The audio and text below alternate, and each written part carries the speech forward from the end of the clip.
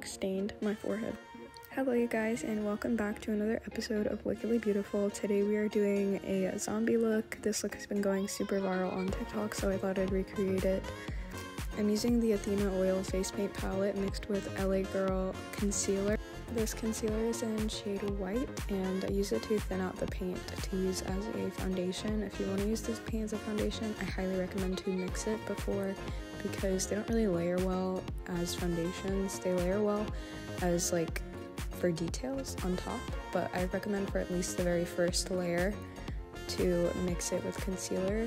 And I applied with a beauty blender so that the layers were easier. Apparently I'm singing. Anyways, so layers were easier.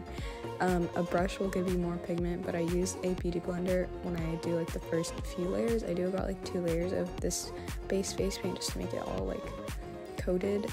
And I do the first one with a beauty blender on my face to make the layers like thin and just get like a good foundation down. And then I use the brush just to build up pigment, and that's the Fenty foundation brush because people were asking me in my live about it. And then I just go over my face and tap up any oh my goodness any imperfections. Anyways, it's Halloween, guys. Also, happy Halloween. My followers in all different time zones, so maybe it's not Halloween. But for most of you, happy Halloween. I'm going to be posting all the rest of the looks today. I'm editing. I've been traveling, so it was kind of hard to get all the videos out, but I've been slowly editing all of them. So the rest of all the looks will come out today, which I believe off the top of my head includes the Joker, the skeleton, the white one that I did. What else? Oh my gosh, I'm having brain farting. Oh, I'm also using the darker face paint of the blue color to do kind of contour and add dimension, and this is just cream. I'm not adding any mixer to this so that the color is darker. But yeah, off the top of my head, we have a lot more looks coming. Alright guys, so I'm posting the zombie, which is this video right now. Then we're doing the clown, the skeleton, the Spider-Man, and the vampire. I feel like those are all the ones we have left. I may be wrong. Okay, and Joker. That makes 12. 10 for all of the weeks 2 times, and then the bonus videos, which was 2 extra, so 12 videos total will be out. I think we're on number 7 right now. I promised y'all we will get those videos by Halloween. I'm not playing. So anyways, yeah, I used a black and a detailing brush. Get nail art brushes. This is my biggest hack. Get nail art brushes and not thin makeup brushes. They're so much cheaper and so much more precise. And I just outlined based on the picture I was using for reference. I found it on Pinterest. Just search up like zombie graphic pop art makeup, and then I just kind of did my own twist on it because I didn't really have the space to do everything exactly like the picture, but I did it like pretty similar as far as the outline part, just because I didn't really know what I was doing to do it off the top of my head. So I just did like a pretty similar outline. This is for like the chest area. The body makeup I didn't really show, but I just did the exact same thing on my face. Like this whole process is just outline with black, do your foundation, then fill in the spaces with face paint, then add details with eyeshadow after you set the cream with powder, and just like repeat until you feel like it looks good enough. But yeah, setting the cream in between layers, like after this outline I set with powder, and then I do the fill in with cream, and then I set with powder again. Like here I'm filling in the brain area with pink because I know the base is going to be pink, and then later on we're going into eyeshadow to fill that in. But just for the base, you see I'm doing this little like half circle in pink. I'm leaving gaps because the rest of it is kind of going to look like folded over skin, and that part I'm doing in this like bright green. I just mixed together white and the lime green that's in the palette. It really blends in with my brush. This is a Made by Mitchell brush. It has like a spatula on the back end, and then it's like a flat brush on the top. I love that brush. I need to buy more Made by Mitchell brushes because I actually really like this one. It came with my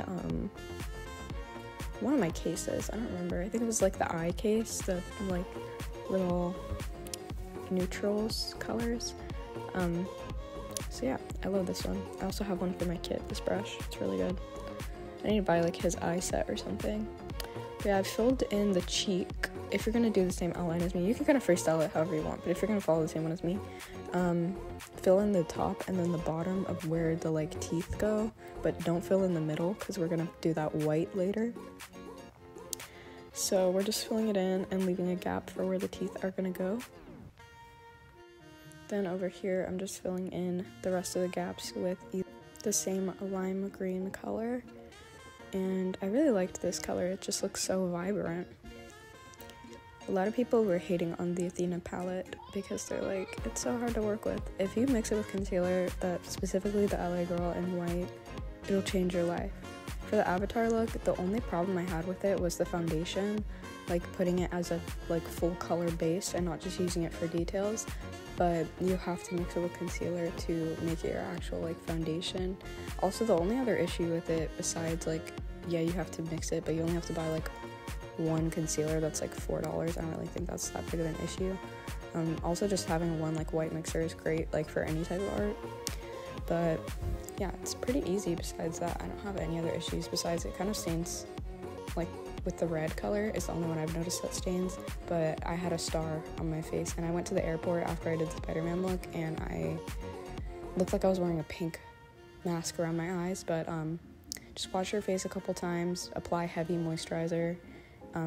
If you get one of those like collagen like jelly masks, it's such a weird like hack, but they lift up pigment. And I realized this because when I was on the plane, if you check the New Jersey vlog, it's on my YouTube channel, you can see in the beginning we use one of those collagen jelly face masks, and it lifts off my sister's lip tint and it like bled into the mask, and the mask literally absorbed the lip tint off of her face. And so I thought of that and I was like, oh my gosh, that'll get rid of the staining, because it's not a lip stain, but it stained my skin. It's pigment that's staining my skin. The collagen jelly mask lifts out the pigment. So I wore a collagen jelly mask on the plane and it literally absorbed, like it turned pink at the top and it literally absorbed all the pigment from my forehead. So if it stains, a little life hack is to get one of those collagen jelly masks and just wear it for a couple hours and it'll literally come off. It's crazy. I did my eyebrows with the hot pink, same Athena palette. That's why I'm not really going over products, because you can kind of visually see what I'm doing, and I already said the products. But now I'm using the Blend Bunny Cosmetics palette and using those eyeshadows to add some shading to the brain with a hot pink color, and I went in with like a baby pink color as well. Their rainbow palette is called the Alice palette, is the one I use. It's so good. I cannot recommend it enough. It's too good. I don't really show that much of the body makeup, but this is just me adding a little bit of the bones for outline. It's kind of a similar way to the teeth. I'm just filling it in like really plain. I didn't do any like shading or detailing like I did on the face, so I really only showed the face body paint. The body paint doesn't really matter because it's so like messy all the time. I never really care about the body paint. I'm always too tired by the time I get there. But then I did some gray from the Alice palette, and I wanted to make it a little darker, so I kept building it up, and then eventually it just ended up black. I thought it looked really good black. I don't remember what color the reference photo had on their eyes or if they even had eyeshadow, but I just wanted to do like gray, and then I was like, black will really pop. So I just kept building it up, and I was gonna do a cut crease, but then I did full black, and then I guess I'm crying. And then I filled, I don't know what's going on.